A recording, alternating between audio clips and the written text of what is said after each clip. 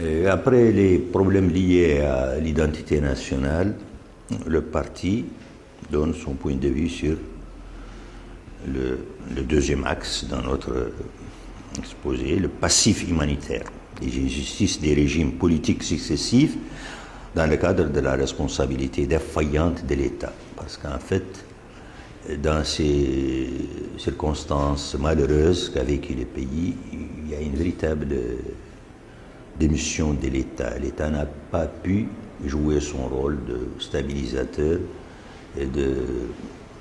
et ainsi éviter que les problèmes prennent des disproportions relativement tragiques.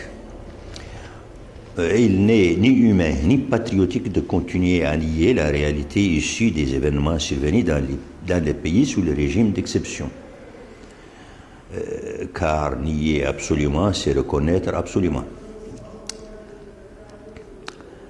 Toutefois, il est essentiel de faire preuve de réalisme et de précision dans l'appréciation objective des événements mentionnés, non pas comme une injustice à caractère politique ou humain, mais plutôt comme une injustice historique, afin d'en établir la responsabilité et de parvenir à une solution et non à une exploitation politique que certains groupes nationaux ont tenté pendant les 30 dernières années, à travers certaines revendications, voire à travers l'internationalisation de ces injustices, pour faire de la question des droits de l'homme un fonds de commerce politique. Ça, c'est justement une réalité que nous avons vécue et que le parti essaye justement de voir une autre dimension de ce passif humanitaire, de ces injustices. Alors, c'est pour cela que le parti considère que surmonter ces injustices est une nécessité urgente et en même temps possible, en adoptant un critère général pour leur traitement, puis leur solution. Il semble que les critères juridiques soient ici moins pertinents en raison du délai de prescription pour certains faits, à l'exception des événements de 1989, 1990, 1991 et 1992, ou de ce qui est considéré comme un crime contre l'humanité qui ne se prescrit pas. De même, les critères politiques pourraient entraîner des interprétations inutiles. Il est donc plus sage pour les autorités d'adopter une approche conciliatoire et réconciliatrice, posant les bases d'une harmonie nationale qui soutient l'esprit de fraternité entre les différentes composantes, rétablit la confiance entre gouvernement et gouvernés, et crée des espaces amicaux pour l'intégration des partis, loin des enjeux politiques étroits, des conflits partisans et des intérêts des politiciens et des défenseurs des droits de l'homme.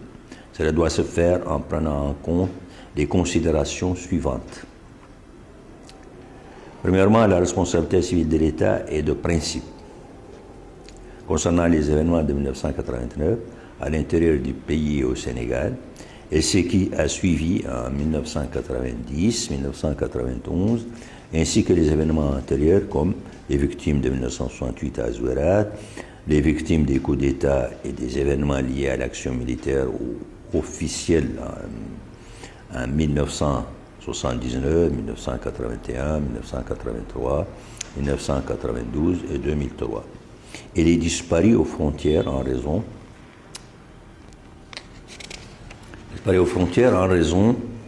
de négligence des forces de sécurité, ainsi que les victimes de meurtres et de tortures dans les prisons pendant les années 1982, 1984, 2003, 2004, objet de revendication par les groupes politiques.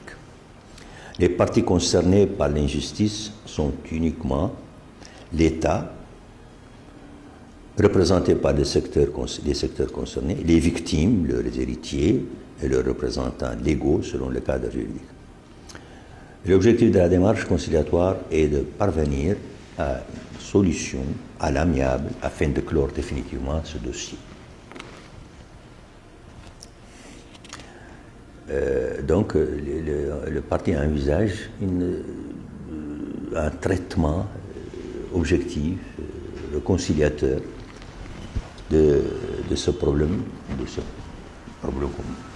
qu'on appelle le passif humanitaire, et surtout une tendance à le résoudre définitivement, parce que c'est des choses qui doivent être résolues et donc dépassées.